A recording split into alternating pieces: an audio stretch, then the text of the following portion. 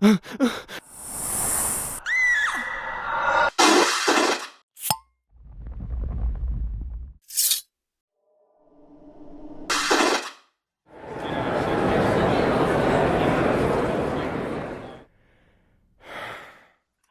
and welcome to the Supernatural Track here at Continual. I'm your host, Gail Z. Martin. I have COVID, that's why I have the mask on. And tonight we are talking about our favorite comfort episodes. But before we launch into that, let's let our wonderful panelists introduce themselves, starting with Carole. Hi, I'm Carole Stokes. I've been a fan of Supernatural since season 3. I started writing fanfic as Fire Sign 10 in 2012. And as Ellis Colton, I'm now an MM romance writer. And I loved Supernatural all the way to the end. Okay, Koyoko? Hi, I am Koyoko M. I am the author of the Black Parade Urban Fantasy series back here, and the of Cinder and Bone science fiction series. I'm also a contributor to Black Panther: The Tales of Wakanda and Captain America: The Shield of Sam Wilson, which is an anthology that just came out February of this year. In terms of me, I am a late stage Supernatural fan. I didn't find it until post college, and so I had already written 2 books by that point, and I was shocked to discover that I accidentally invented Jared Padalecki, apparently, because I'd never seen an episode, but my protagonist in the Black Parade is a 6 foot, brown-haired, green-eyed, super tall, exact build, like literally, I invented Jared Padalecki. I joke that I do that. And so I like how you think. You're all welcome. And so I actually, like I said, it was interesting because what happened is there was a summer where I was unemployed and I was still trying to get work, but as I was unemployed, I was like, well, I have all these hours to fill. And then I went, well, Supernatural been on for 10 seasons and they're 45 minutes a piece. It'll fill the time. And it surely did. And I instantly fell in love with it, as I knew that I would when I started. So a lot of the times, like the comfort food episodes for me, out of this group, I admit already, I am the SPN snob. I stopped at 8. I could not take anymore. I just simply couldn't take it. So everything that I will be talking about is like from 1 through 6, because those are the seasons that, 1 through 5 really, but I can accept 6 because 6 has the French mistake. And so that's kind of like my background of like, I fell into it in my post-college years and just stayed here and ended up really loving it. Okay, Andrea. Hello. My name is Andrea. I also go by Dre, D-R-E, like the rapper. I am the author of a Kindle Vella series called Rabbit Grove. However, Kindle Vella shut down on February 26th. So I am adapting my Rabbit Grove story into a full-length novel. I'm about halfway through my first draft, so please wish me luck. Okay. And you can find me on Instagram at DREWRITE89. Well, we'll get to that at the end, so hold that thought. Cool. Lola? My name's Lola Lariscy. I started watching Supernatural almost 20 years ago. That's crazy. And I'm a writer. I'm a very slow writer. I just came out with my second book called Soul Pushers. It's a paranormal YA. I started this when YA was still really hot. Paranormal YA book. And I just released it a few weeks ago. Okay. Elektra. I'm Elektra Hammond. I'm a writer and an editor, and I started with Supernatural when that first pilot aired, and I stuck with it till that last episode just made me cry. And I'm Gail Z. Martin and Morgan Bryce. As Gail, I write epic and urban fantasy. As Morgan, I write urban fantasy, male paranormal romance. But all my modern day worlds are ones Sam and Dean could feel right at home in. I fell in love with the show halfway through season 11, binge watched 11 seasons in time for the start of season 12, fell down the rabbit hole, and as anybody who knows me will tell you, have not seen the light of day since. So let's, favorite comfort episodes is just such a fun topic. Let's do 1 episode per round. So we're going to go around each person, give us 1 episode and a quick recap of why, so we can get through as many favorite comfort episodes as possible. Carole? Yeah, there's a lot, but it's very heavily weighted, yes, to seasons 1 through 5, which for me are the classic episodes. And so I'm going to pick one from there for my first one. And let's go with episode 17 in season 4. It's a Terrible Life.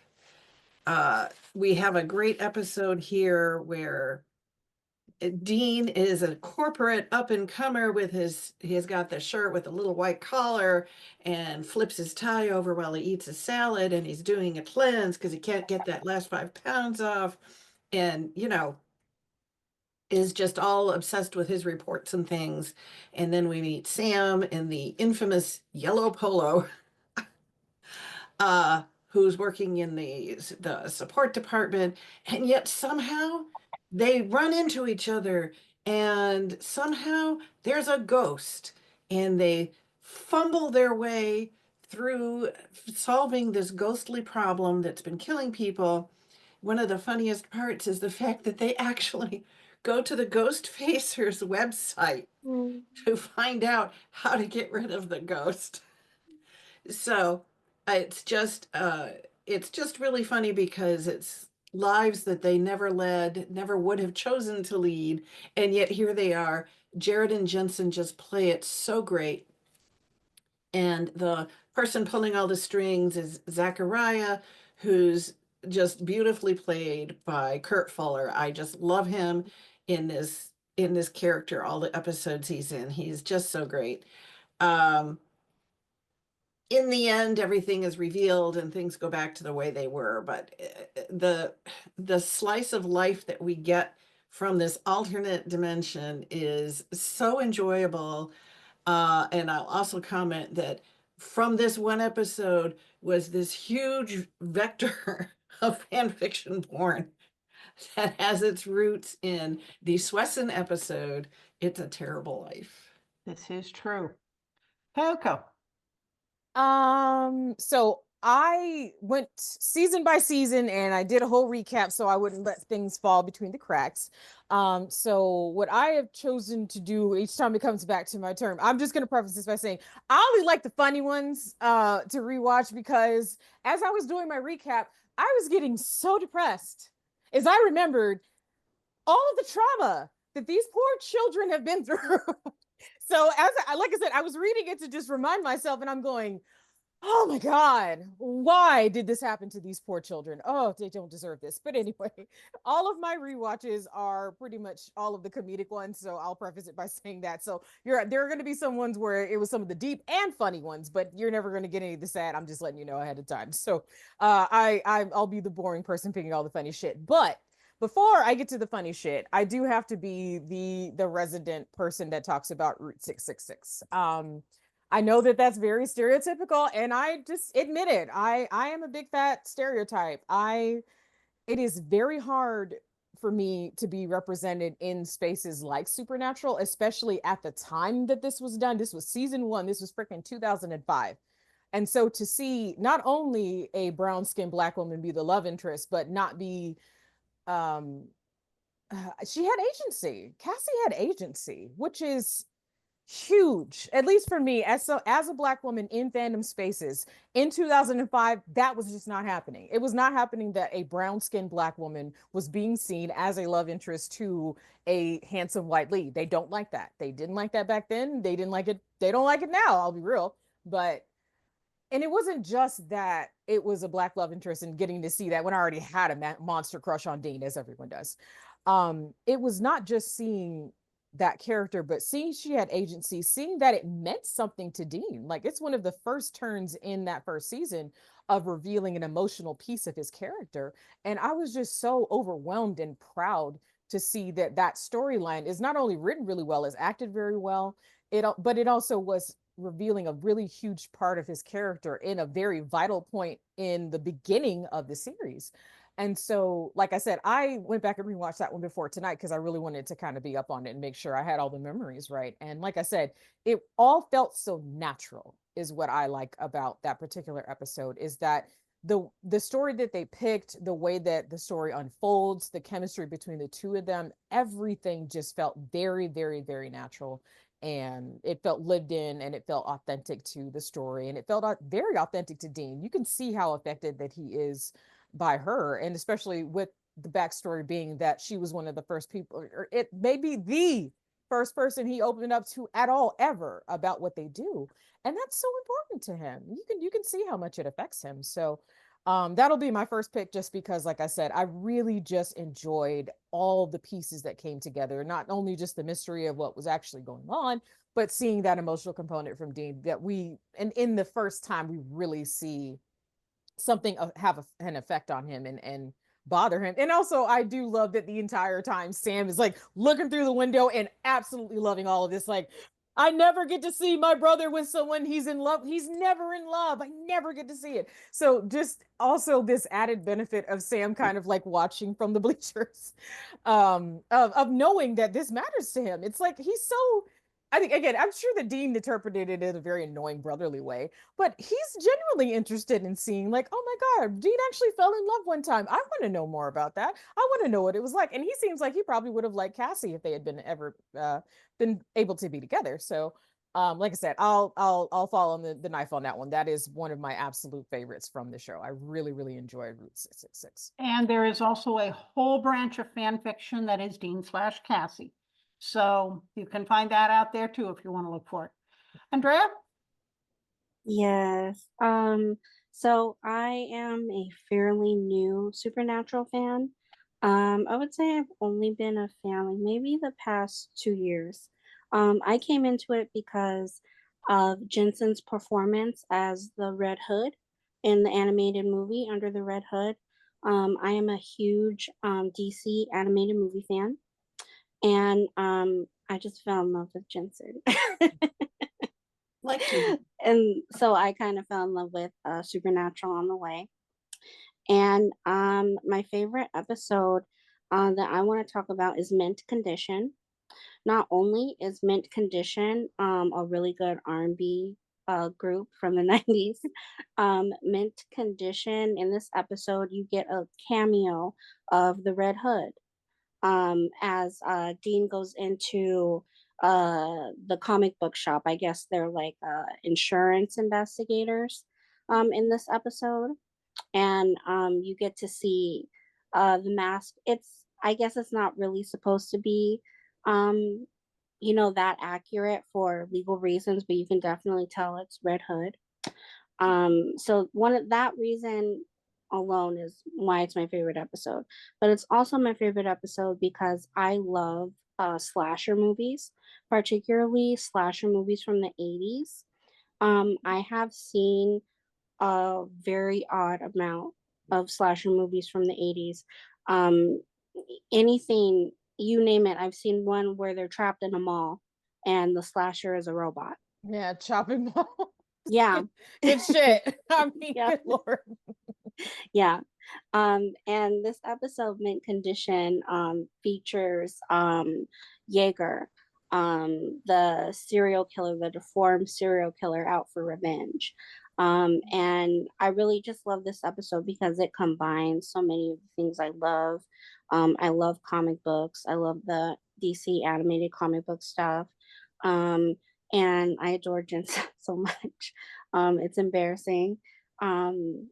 And just to see those two worlds collide, just because I think kind of anything that Jensen does, he does very well. So for me to just stumble upon this from something he did like years ago, I don't want to age myself. It came out a very, very long time ago. Yeah, I was gonna. Red Hood was like 2010, so that like I don't. It's okay. I'm in that same boat. Sorry, I remember that vividly. I remember when he was cast because it was a big deal. Because I was like, oh, yay! Yeah, Mint Condition just has so many things that I love. I also love the parallels of Sam and Girl Sam, the female attendant in the comic book store. I just love when the characters can sort of like make fun of themselves. It just shows, I think, texture and growth. Okay. Yeah, and if you guys want to know, that's season 14, episode 4. Okay. Lola? All right. So I only had time to rewatch one of them. So I'm going to talk about that one first. And I love the comedic ones too. Those are my favorites. So Hollywood Babylon. This is set, it's on a movie set supposedly in California. And they're going to investigate someone, a ghost, and maybe someone being murdered. But it's got all kinds of callbacks and shout outs that are so funny. First, so they're on the little trolley, whatever, the little go-kart going through the set, and you hear over the speaker, Gilmore Girls, and it's like, wait, Jared was in Gilmore Girls, and it's just a nice little shout out, and then they have a little shout out to them being in Canada because I think it's Dean or Sam is wanting to go like out to the beach or something, and I think Sam said, "Does this really look like Hollywood weather?" And then the other one goes, "No." I think Sam says, "Oh, it's practically Canadian," which is a little nod to them filming in Canada. And they had another little in joke where Dean just loves being a PA. He just right in it. I mean, that's his wheelhouse. And Dean or Sam asked him, "What are slaves? I mean, what are PAs?" And Dean said, "I don't know. I think they're like slaves." So I'm sure that's probably a nice little shout out to the poor PAs who were trod upon every single day. So I don't know, if I were a PA, that might piss me off because I'd be like, "Oh, so our lives are misery. Fine, thanks." But also they got some great guest stars. Gary Cole, who was on Office Space and so many other things. He plays Harvey Birdman. He's always Harvey Birdman to me. I adore Gary Cole. I love that man so much. He can do no wrong. Even when he wants me to come in on Saturday, I do it. He's Gary Cole. I'll come in on Saturday. And another guy, one of the other producers, was from That 70s Show. He was the neighbor. And I meant to look up. So they referenced Mick G, who is actually the producer, one of the producers of Supernatural, and he also did the Charlie Angels movies. And I actually meant to look up to see if that was really Mick G or someone playing Mick G. So that's something I can do.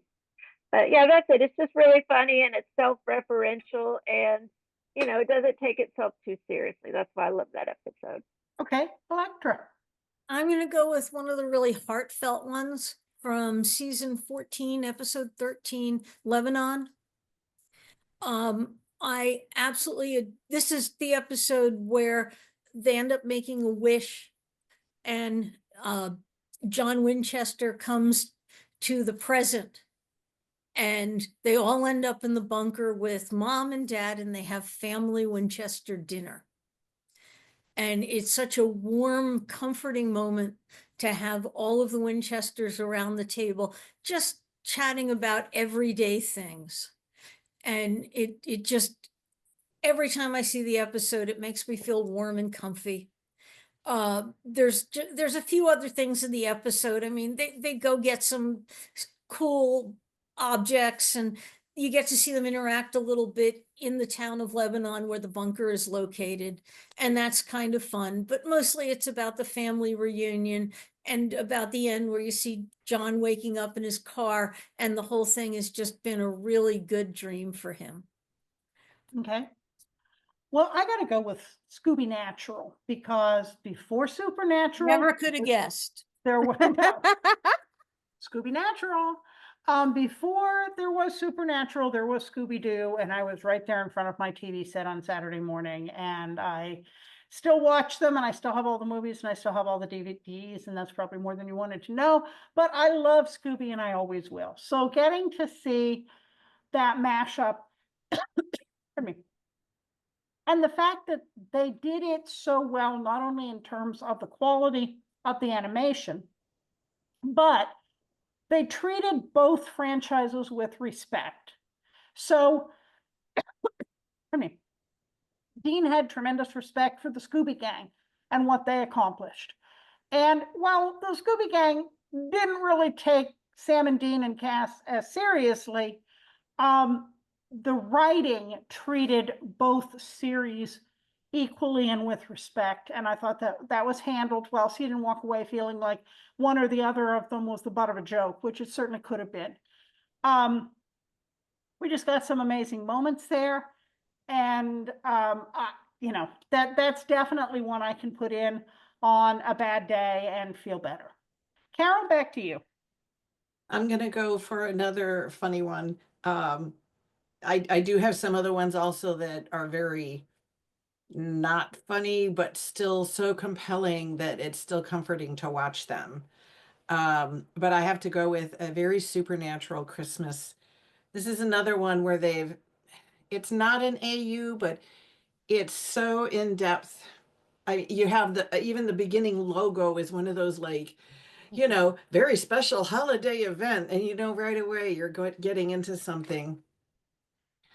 On the funny side, we have Sam and Dean, and they have to track down these wreaths, and they get into this whole thing again where everybody thinks they're gay, and so Dean's playing into it, and Sam's like, "I'm gonna kill you later."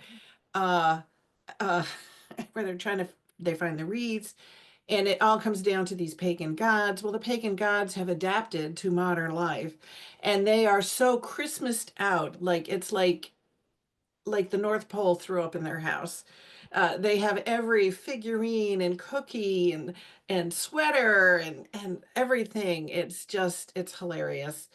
Um, they're not hilarious, however, in that they want to like eat Sam and Dean, which we can't get behind that. So Sam and Dean, of course, conquer them, and that's all well and good. But to have it happen, this monster of the week happen in this incredibly bright, shiny, Christmassy world is just really funny.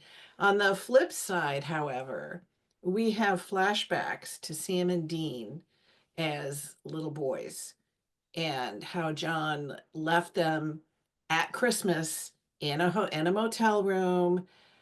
Sammy found the journal and read it, and now he knows about monsters. So he's kind of like in shock over this really being real. And Dean is trying to kind of help him through this in a rough and tumble way because I mean, Dean's what, 10, and he's got to take care of his little brother like this. Dean goes and steals some presents. The presents were all for a little girl. And Dean's like, that's because dad knows what a girl you are. And so he's got Sapphire Barbie and but you can see that Sam appreciates what his brother tried to do.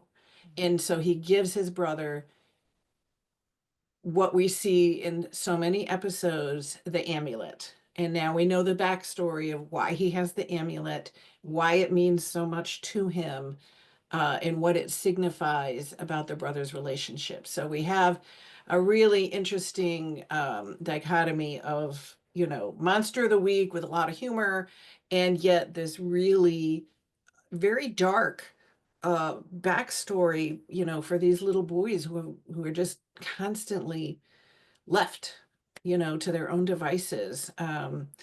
John Winchester's A+ parenting, Good Lord. So it's just really such a solid episode.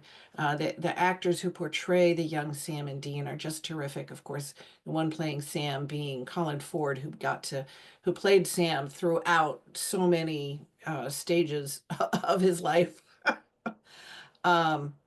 And So also yeah, played young Cordell Walker. and then played him as Cordell Walker. That's right. So yeah, a really, really wonderful, wonderful episode, and ends on an extremely touching note because Dean's looking down the barrel at his year being up, and Sam has resisted doing anything Christmassy because all he remembers as Christmases are these alone in a motel room, no dad, no gifts, no anything. Why should he do it now? And yet then at the very end, he does do it, and he's gotten these horrible little gas station decorations and hung air freshener pine trees on a little scrubby tree. And he's got, you know, uh, eggnog with whiskey in it or rum. And he's doing it because he can give his brother this, and he gives it to him. And then of course the great behind the scenes is when Dean takes that sip of the doctored eggnog. Jared did, in fact, put so much booze in that he really coughed. So when you see him take that sip and his eyes go big and he's like, that was real. And they sounds kept it like- in because it that was sounds beautiful. like Jared would do like he would like the prop person probably was like all appropriate and making it the right way, and then Jared looks around and takes it right. That is so him. Well, back to you, Coco. My second episode is another one that's a little close to my little heart. And my legal name is not a name that is very common. It's Letitia. And so you can imagine as my post-college years and I started binge watching Supernatural, and I'm just going about my day, and we get to this little episode called The Real Ghostbusters, which was already a absolutely stellar, hilarious episode.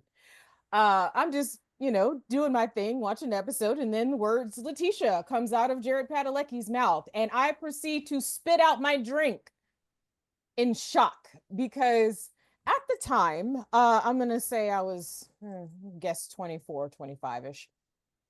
I had only ever heard my name said in the pronunciation that it was by a fictional character one time in the history of all fiction. And that other time was the French Prince of Bel-Air. So there was an episode where Will was dating a girl named Letitia, and he says it into the camera because he was on Oprah. So same thing. I fainted when I found that out. But again, so this doesn't happen. This name is not common. It does not come up it doesn't come up in fiction almost at all. And it really doesn't come up in sci-fi and fantasy. So to have my legal name spoken out loud by both of them in an episode that was also that meta was literally, it's the only reason it's been beat out is because the episode that beat it is literally perfect, which is The French Mistake. We're all holding off on it because we know that The French Mistake is the most perfect episode of any television show ever made ever. So close second for me is The Real Ghostbusters. So removing the part where they said my name, and it was so good. Actually, just the way the whole episode is composed is just so much fun because you can tell that it is absolutely liberating for every single person on set. Because I love Supernatural. I love Supernatural fandom. I love fandom in general. We're super annoying.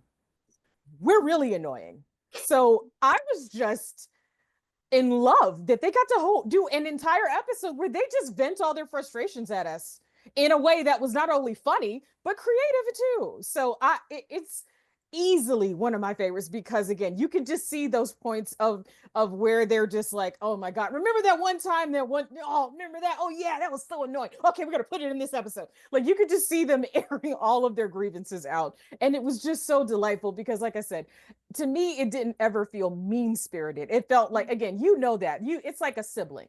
That's how I interpret that episode, is like my brother. I have an older brother. I could kill him 90% of the time, but like it's my brother. He's supposed to be like that. So it's like, it's one of those like growing pains almost. Like they know that they do have a very frustrating fandom and it is really annoying having to deal with them a lot.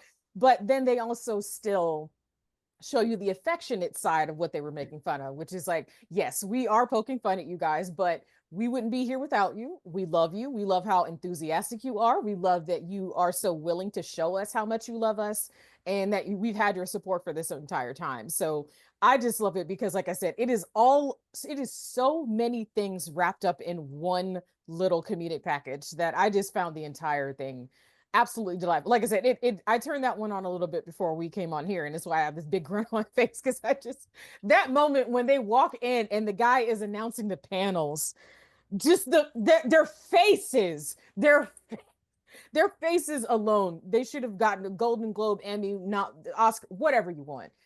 They have a way with comedic timing, and this episode to me is easily one of their best. It is so outstanding in tone, execution, all of it. It is one of my absolute favorites. Okay, Andrea? Yeah. So the second episode I want to talk about is Rock Never Dies. That's season 12, episode 7.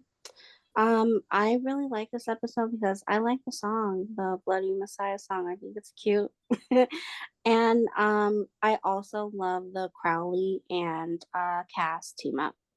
I think that their personalities clash so well, and the two actors are just so funny together. I love Castiel straight man and um, Crowley just being extra as usual. And I love that, you know, there's a complicated relationship between the boys and Crowley.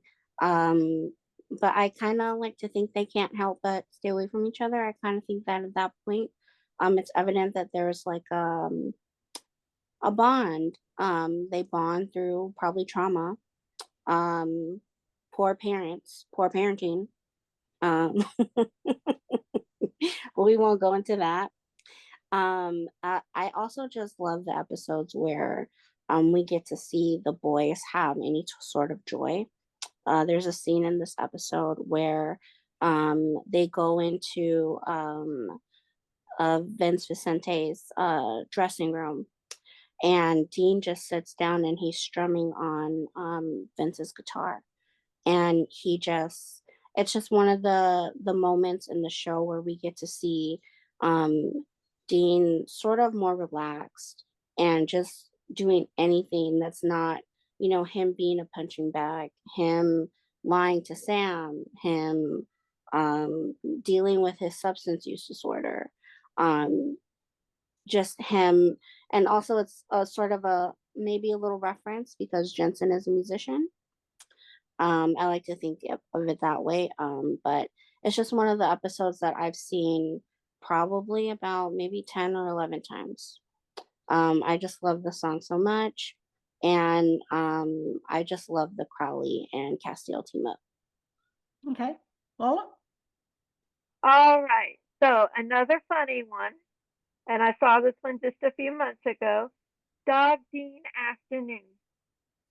All right, where do we start? First of all, there's a murder, and the only witness is a dog.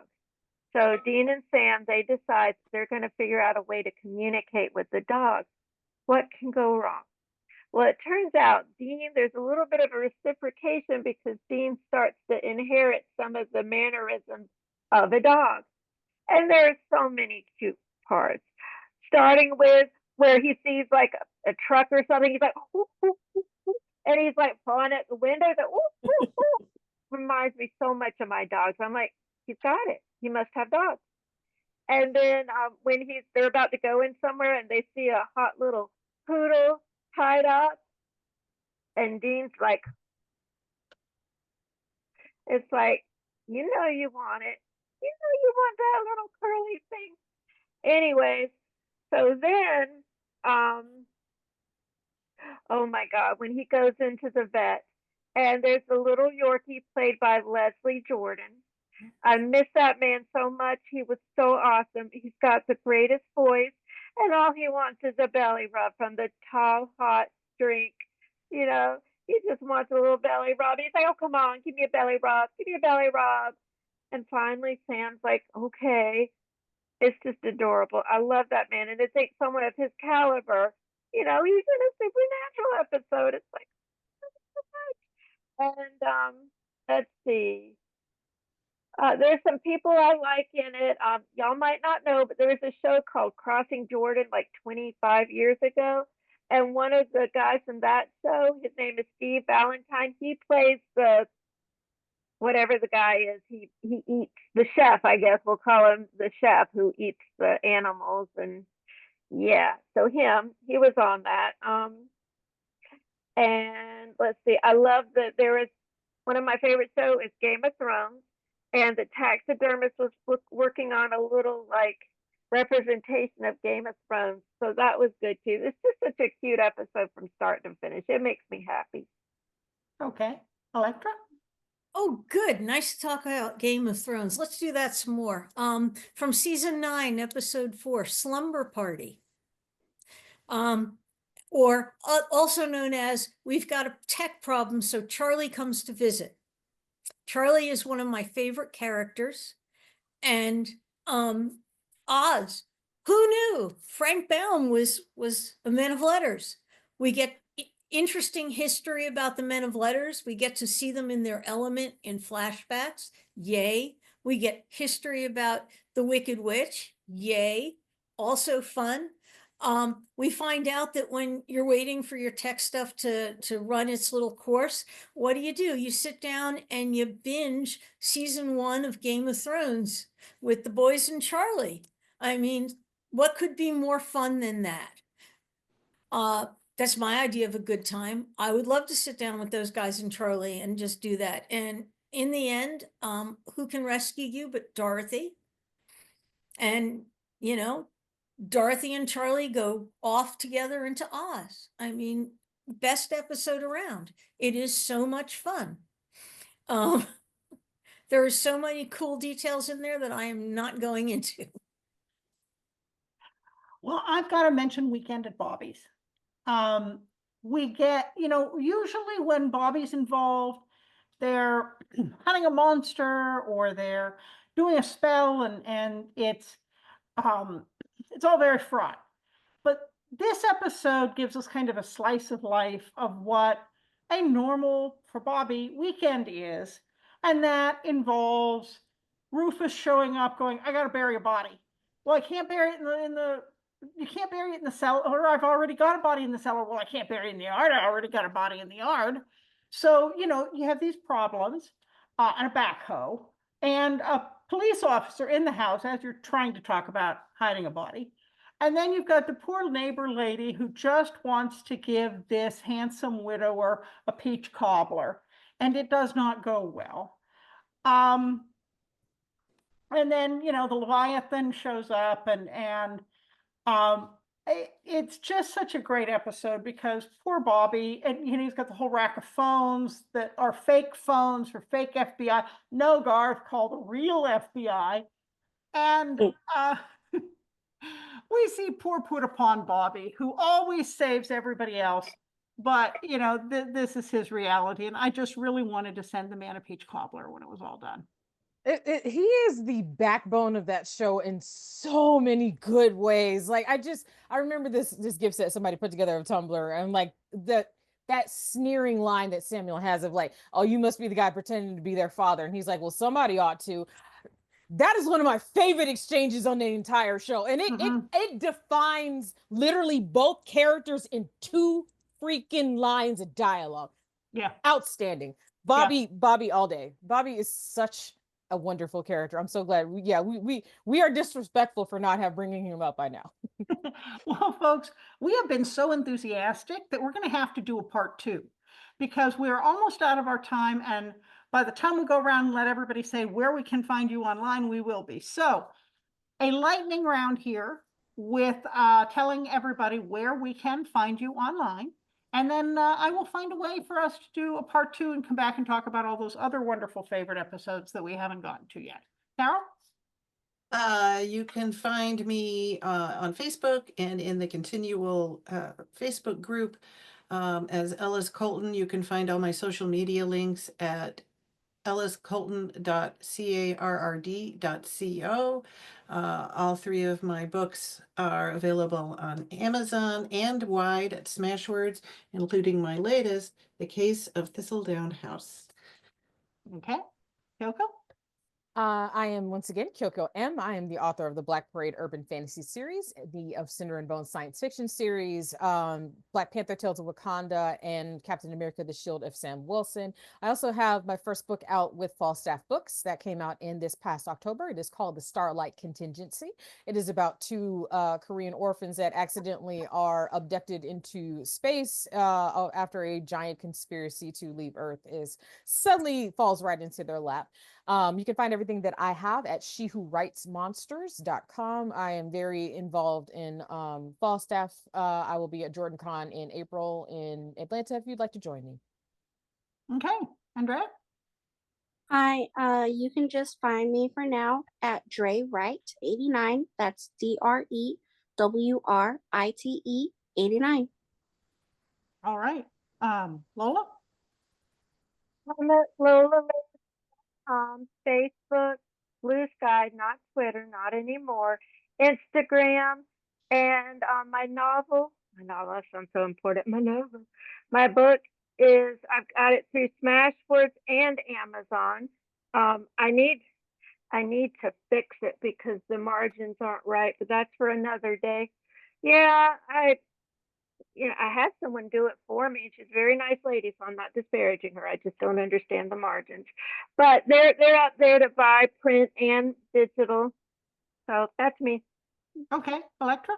I'm Elektra Hammond. You can find me at untilmidnight.com. That's got all my socials. I am mostly on Mastodon, where Mondays from 7 to 8, anybody can join in for hashtag WriteFant, where we answer 4 to 5 questions on a random topic to get a discussion going on social media. And I've got a book launch coming up this Memorial Day weekend at Balticon for a new Well World anthology called Permutations, coming out from Arc Manor. Very good. I'm pretty easy to find at gailzmartin.com, morganbryce.com. If you spell those right, you'll find me on all the other major social media sites. But most of the time, I also run the Supernatural TFWNC group on Facebook about, guess what, Supernatural. But most of the time, you can find me here on Continual. So thank you so much for being here. This was a great discussion. I can't wait to come back for part 2. And thanks to all of you for watching and listening. There will be more Supernatural coming up on Continual, so we'll see you online.